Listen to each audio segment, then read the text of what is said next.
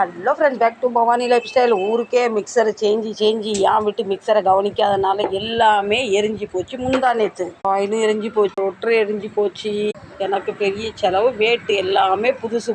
செஞ்சதில் வீடு ஃபுல்லாக புகாயிட்டு தீ வெளியே வரல, உள்ளே புகஞ்சி போச்சு. நானும் 2 நாளாக அக்கம் பக்கத்து வீட்டில் மசாலா அரைச்சி எனக்கு டயர்ட் ஆகிட்டு, அதனால் இன்றைக்கி என்னானாலும் நம்ம மிக்சரை ரெடி பண்ணிடான்னு சொல்லியாச்சு. பண்ண ஆரம்பிச்சாச்சு.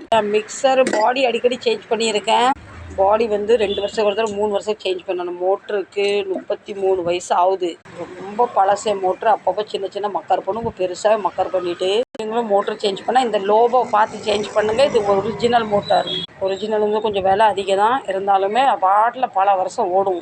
என் வீட்டு மிக்சர் எரிஞ்சாலுமே பணம் செலவு பண்ணாதான். எனக்குமே இது ஃப்ரீ கிடையாது. நான் செலவு பண்ணாதான் என் மிக்சர் ரெடி ஆகும். யார் மிக்சரை துடைக்க நம்ம மிக்சரை துடைக்கலான்னு இப்படி. இந்த பாடி பேர் வந்து மெட்டாலிக் பாடி. இது போட்டு 5 வருஷம் ஆகுது. இன்னும் 5 வருஷம்னாலும் ஷைனிங் போகாது. இப்போ